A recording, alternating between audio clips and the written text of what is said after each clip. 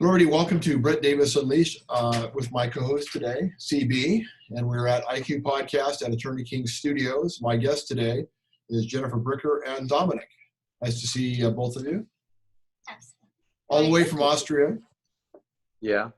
Very nice. Yes. I think we appreciate your time. So basically, how did you two meet? We'll talk about that, and we'll talk about Jen and what her career has been about. I will give a brief intro and I'll let him finish because it's better from his perspective. But I was in Austria doing on a tour, speaking and doing book signings because my book is in 11 languages. One of them is German, which is what they speak, of course. And I was at a very, very middle of nowhere small area in Austria speaking, and he was there. I will let him go from there. Yeah. So she was here, I think, for about 2 weeks, and they did 7 events and 6 in Austria and 1 in Italy. And I just heard from a friend, I had this flyer in front of me and it said, Jen Bricker, Born Without Legs, put up for adoption. I've never heard of her before. And I just saw this flyer, and my sister's boyfriend actually sent me that. And it said, Jen Bricker, Born Without Legs, and God is leading her life. And I had no idea what that meant, but I thought that sounds interesting, and I'm gonna go there and then see what she has to say. And I went to this event. I think you fell in love with her looks, and then you fell in love with the other part of her soul, right? You say interesting, but I think it was love at first sight, wasn't it? Actually, pretty much. I mean, when I was there at this event, I heard her speak, and she told about her life, and it was just pretty amazing. And of course, I mean, yeah. I fell in love with her looks at first, of course. And then I read the book, and that was basically, I bought a book, she signed it, and that's where I completely lost my mind when I read the book. Very nice. Well, you need to do a book signing in San Diego. I know. It's crazy how the book is just taken on so many different life forms because of the different languages. And so it just kind of keeps evolving into, the book came out in English at the end of 2016. And from that time until now, 11 languages, it's just like, it just kind of keeps growing. It's really fascinating. So. Did you sign with a publication, or did you self-publish? Yeah, I had a publishing company. Mm-hmm. Okay. I have a publishing company. Yeah. Mm-hmm. That's good, because I know there's a couple ways to do that sometimes. Yes, absolutely. I just kind of know more of the publishing company route because that's what I did. Sure. But there's certainly, like an unlimited amount of ways anymore to get a book made. Well, we're gonna order a couple of your books when we get a chance. Oh, cool. To get a couple, and and then when we see you, we'll have you sign them. Yeah, definitely. You gotta let me know what you think. What was that? 1, 2. One book for each one of us, right? Exactly. So you've been together since July, you said? Yeah, we got married July 12th. Yeah. 2019. Oh, your 1-year anniversary is coming up. Yeah, almost here. That's doesn't seem possible at all. Actually, it's crazy. Yeah. Yeah. I followed you for a while since we met. I like both of your energies. I remember when we met, and life's so busy. We're all traveling, we're all working, but your story always resonates because I see people that are more handicapped that can walk, and I see somebody like yourself that is doing what she wants to do with her soulmate, and you're not letting any excuses or anything getting in your way of the way you're living. And I think more people can learn a lot more from that story. Very fearless. Fearless. Yeah. Thank you. Thank you so much. I feel very blessed. I've had a lot of really, really incredible people in my life. I will never tell you that I got where I'm at in my life because of just me, myself, and I. No way. It's always because of so many people have poured into me, spoke life into me, and encouraged me, and just, pushed me sometimes. And that helps me to be able to do that then for other people. Yeah, it definitely takes a village to get anywhere, where we want to be. And that's something I always tell people, we can't do it alone. We need the right people surrounding us and pushing, us and believing in us sometimes when we don't believe in ourselves. But we got to keep pushing, especially like times like now. there's a lot of uncertainty. And so being just moving forward and pushing on what you can do, your skills, whatever, different people might have. But you have so many different skills. I'm so proud of you. Like, Brett sent me the video. It's like, you got to watch this. We're going to have her in the show. And I'm like, okay. And so I looked up, I'm like, wow. It's like, I think I have seen a video of you like many years back. Mm-hmm. But then when I saw the video again, I was like, oh, it's her. What? I want to be in this. Oh, thank you. That's awesome. I love that. So your story, I mean, pretty much you were born without your legs, mm-hmm. and then you were adopted. Yes. And how old were you when you were adopted? I was adopted when I was 3 months old. So the first 3 months I was in a foster home. Then I was adopted unofficially. I was with my family by that time, and then officially adopted already at being with them at a 1.5 years old. And I grew up in the middle of Southern Illinois, middle of a cornfield, in a super small town. And my family, they were just such salt of the earth, down to earth, country, simple folk. Really not the most qualified for the position. They didn't foster umpteen million kids. They didn't really know anything about fostering or adopting, which is really quite extraordinary that they were the ones that got me. I mean, it was really defied a lot of odds, and they're really the heroes, the meat and potatoes, I suppose, of my life story. What did your father do for a career? Yeah, my dad was in the labor union, is what you'd say. So he was always on different job sites. So he was sometimes building a prison, and pouring concrete and being kind of like usually the foreman over the job. So he'd maybe have, 15, 20 guys, and they'd be a crew, and they would do a job, and then that would maybe be a 2-year deal, and then he'd go to the next job, and and then for a while when I was really young, he worked at the Marathon Oil Refinery. So he's done a couple different things, but always kind of that blue collar, strong, kind of physical labor job. Yep. And mom stayed home and took care of everybody. Yeah, she worked in a bakery for a long time. And then when I was adopted, she wanted to just stay at home and raise me. And then so she started kind of doing that out of the house. She would make wedding cakes, birthday cakes. She was really talented at designing and making them taste super good, which was like almost you never get both anymore. Oh, yeah. So, yeah, she made our wedding cake. Oh, really? That's cool. No wonder he's smiling. Because there's a picture of our first taste of a bite of the cake, and it is hilarious. Yeah. He's like, it's like our mouth is full and we're like just pointing at her and applauding her. Yeah.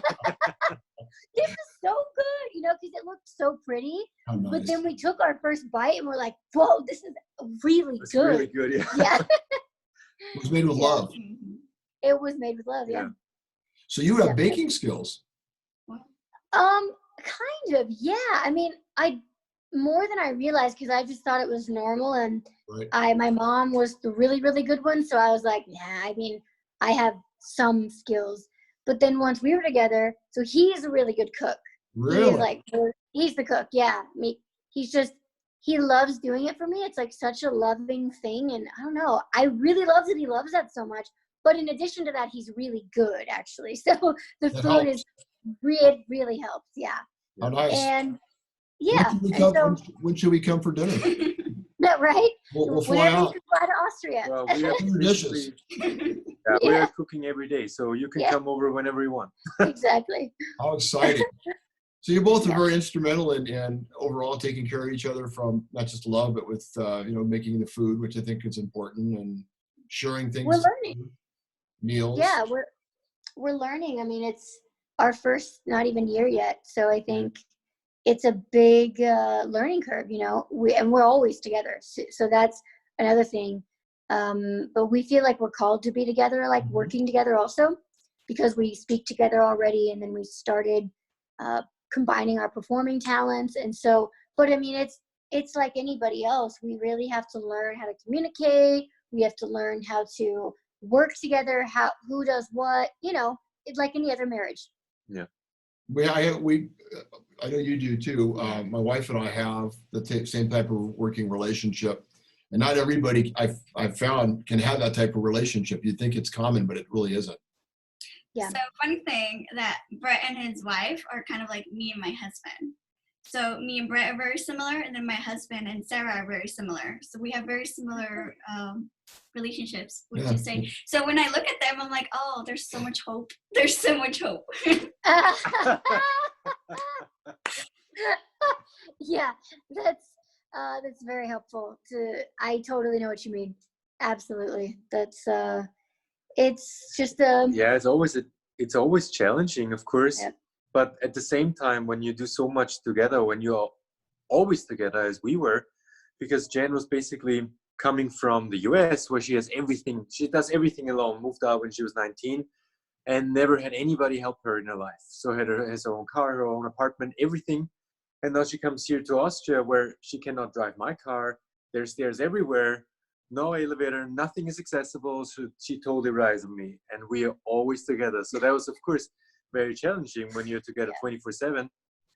But at the same time, then once you go through this and develop that and just force yourself to talk and talk and talk, then it's just such a blessing also to be together and do things together. There's a lot of growth that comes out on the other side.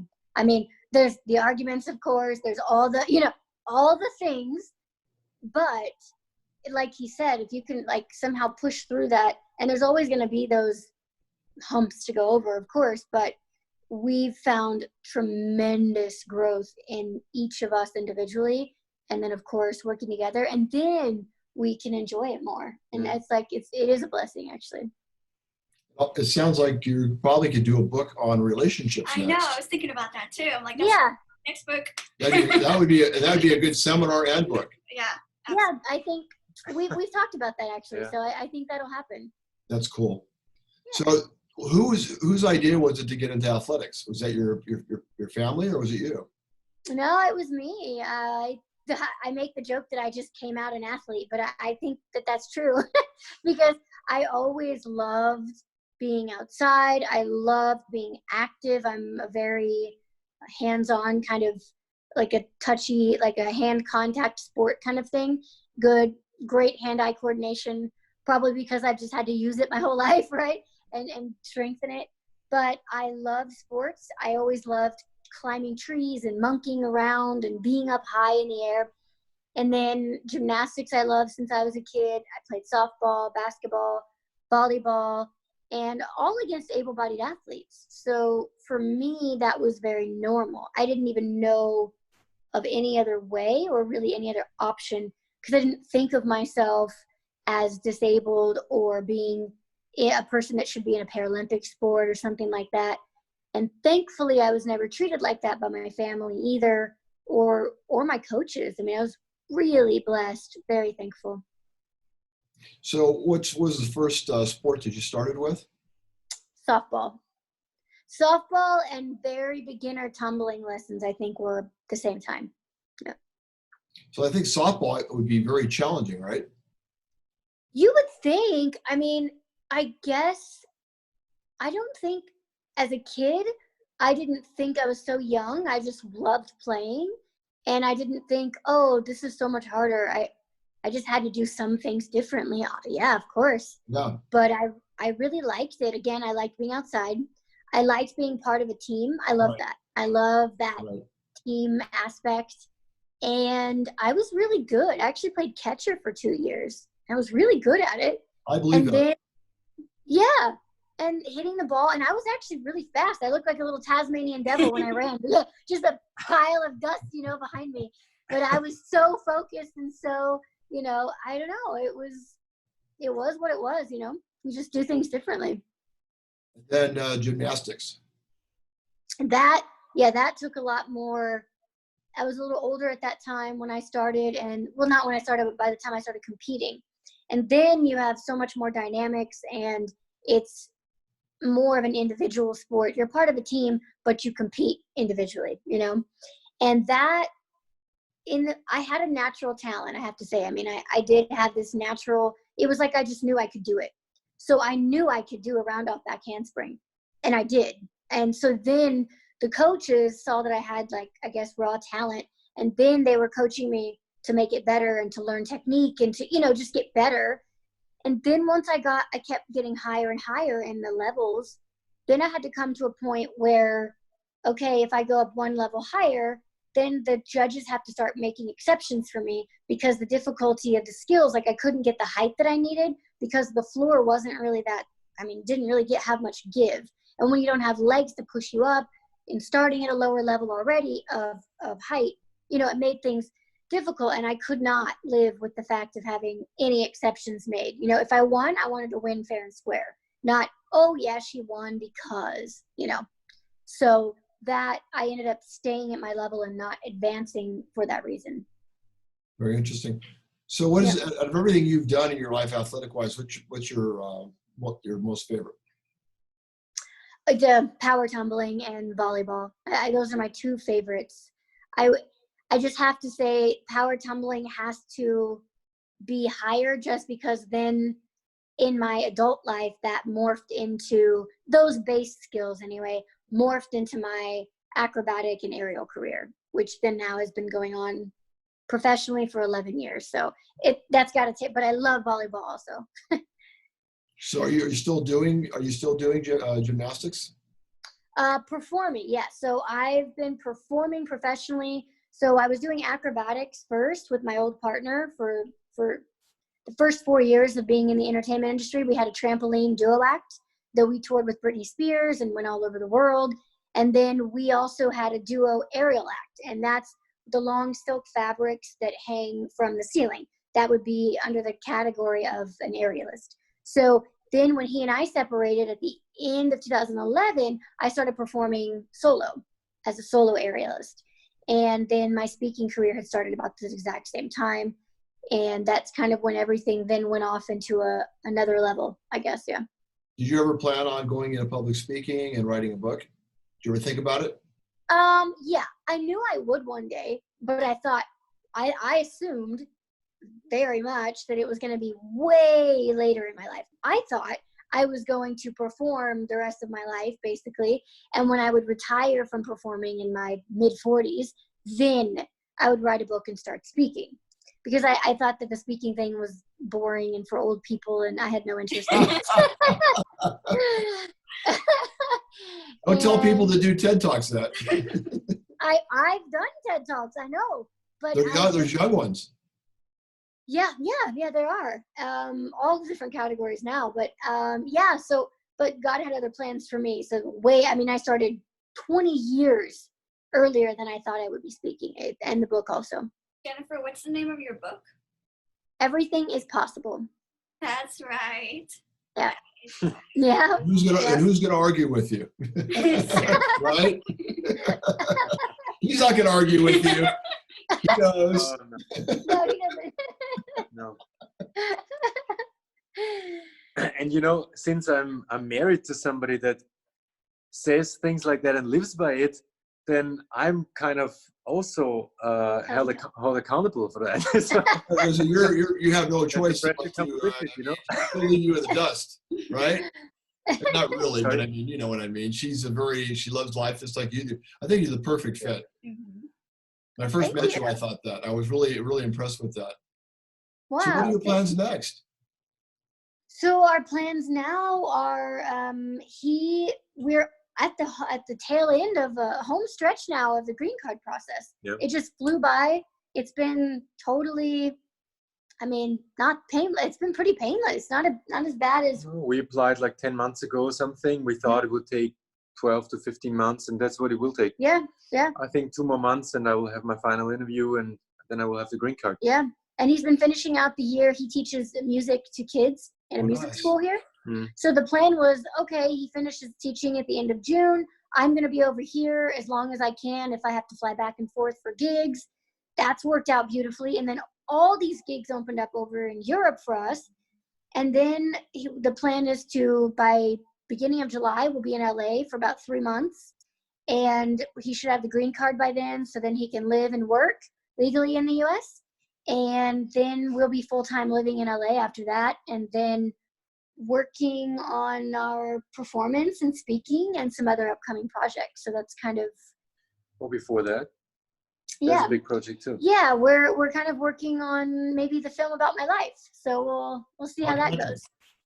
Yeah, we'll see that's hopefully the next big project. So Are you directing? Executive producing, yeah. Who's going Being to direct? involved. I can't say anything yet. So Okay.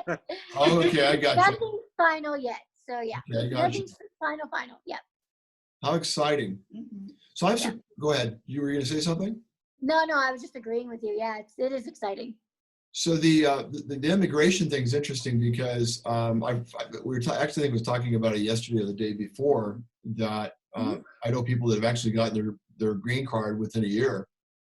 Oh yeah. Why do you think it's so hard and this isn't for political reasons, just curiosity. Why do you think it's so hard for people to just try to get their green card? Why not just get it? Why, you know what I mean? It doesn't make sense to me why you wouldn't want to have it if you could get it. It only takes a year. Is it expensive? Well, it's okay if you get married, then it can go that fast. If you're just a person who's not affiliated or, that's my understanding. So the reason you can get it in a year is because of like if you marry an American, then that changes, then that speeds up things by, I don't know, years. Yeah. Okay. And it's also not cheap. I mean, you really need to hire a lawyer, and we have a very good lawyer, and that's not cheap. And then there's fees, government fees also, in addition to that. So Okay, that puts a little bit more of an understanding about it. So it's not a cheap process. It also is hard if you're married and two people are coming from another country compared to somebody who lives in the United States already. Correct. Yeah, that changes everything all around. And we have friends from Germany, and they've been living in the US, but they also were working in there and have a whole company, and one is applying for citizenship in like the next month or two, while the other one is trying to get the green card. So there's so many different dynamics. I mean, yeah, and that's much more complicated. If neither of the two people is American citizen, then it's very hard. And we also met a couple of people that said they never got nor green card nor citizen. So working in the US for years, but never got an actual citizenship. So it's not that easy. No, it's not that. To become a citizen, that's a different story. Also, that's a different process. Also. Yeah. Very interesting. Yeah, it is. It's been something I was never. As an American, we're so spoiled. We don't even realize the freedoms that passport, being an American passport, has. Right. It's wow. I mean, yeah, mind blowing. Living in a different country for almost a year. I mean, really, yeah, perspective. I'm telling him that I went to the UK in January for public speaking as well, and I was telling him, it's like there was this big line for all the people that were not Americans coming into the UK, and then me, I was like, just go, yeah, go bye. Yep. Like, thank you. Yep. It makes such a big difference, honestly, staying in that long line or just go by. Sure. It really does. So, we really enjoyed interviewing both of you. It's I knew it would be good, but I think it went by way quicker than we thought it was going to be. Yeah. What's a good website for what both of you are doing that the listeners can go to? Well, my website is jenbricker.com, and we have updates on just kind of what we're doing. And then my Instagram is Jen Bricker or Jen Bricker Bauer. You'll see, you can search either, and his is Dominik Bauer 1 on Instagram. And so we post pretty frequently on Instagram. It's just more fun. Facebook, of course, is Jen Bricker also, and Dominik Bauer. So yeah, exactly. Mm-hmm. It's been an honor and a pleasure, and we look forward to seeing you in the future and seeing you do your workshops, possibly in San Diego, and maybe a book signing. Who knows? Yeah, you never know. Thank you for having me on. Make sure you get spoiled if you're here, though. Absolutely. Yeah. Thank you very much. Whatever you want. I think you eat very clean, don't you?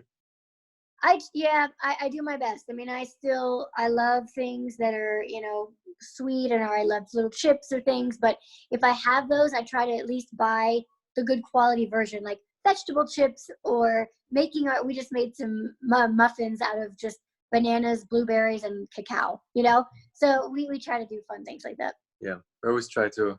At first I didn't get it, but now I get it. To make, I always said when I eat sweet, then I eat sweets, then I don't care.